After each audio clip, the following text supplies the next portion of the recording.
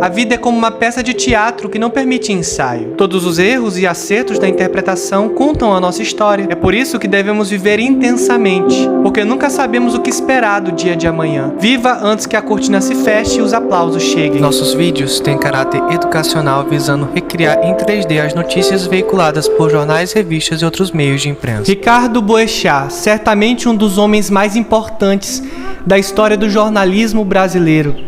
De críticas firmes, opiniões fortes e bem definidas, Boechat ajudou o Brasil a ser um lugar melhor. Mas infelizmente aconteceu com ele o que acontece com muitos brasileiros que saem cedo para trabalhar. Não sabem se vão voltar para casa devido a diversas circunstâncias. E o caso de Boechat foi algo bastante traumático. Mas para isso, maninhos e maninhas, eu preciso que tu ative o sininho de todas as notificações, deixa teu like e compartilha com um amigo, porque isso é importante pro canal. Para isso eu vou te contar como foi o último dia da vida do grande jornalista Ricardo Boechat. O Boechat, ele tinha dado uma palestra e ele precisava voltar aos estúdios onde ele trabalhava, na Band, já que ele apresentava jornal, gravava podcasts, rádio, etc. Então ele resolveu pegar um helicóptero para poder retornar ao estúdio de gravação, visto que o trânsito de São Paulo, Rio de Janeiro, todos esses locais são bastante ruins e congestionados. De carro você nunca consegue chegar a tempo. E aquela história, quando a gente precisa levar o pão para casa, a gente precisa trabalhar e trabalhar duro. Então o Boechat trabalhava bastante, estava sempre se locomovendo para conseguir sustentar a sua família. Então numa dessas ele pegou o helicóptero e embarcou em direção ao seu local de trabalho. E aí que começa o problema. Uma das testemunhas que passava de moto relata que quando ela estava chegando próximo à rodovia Anhanguera, ela viu um helicóptero muito baixo. Ela estranhou e pensou, nossa, por que esse helicóptero tá voando tão baixo, né? E ela viu ele descendo cada vez mais, perdendo a altura e pensou assim, ele vai pousar na pista, só pode ser.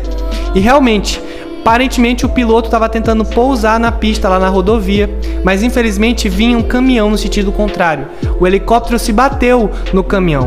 Um detalhe assustador é o seguinte, é que ela observou que antes da colisão ela viu um homem do lado direito do piloto pular do helicóptero. E adivinha quem é esse homem? Infelizmente era Boechat.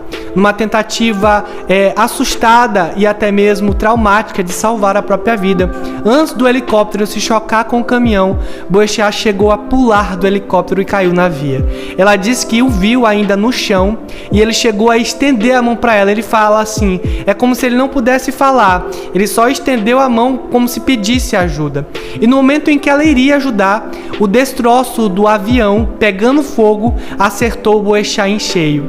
E a causa da morte foi carbonização. Ele foi carbonizado por conta da alta temperatura provocada pela peça do avião que se chocou com ele.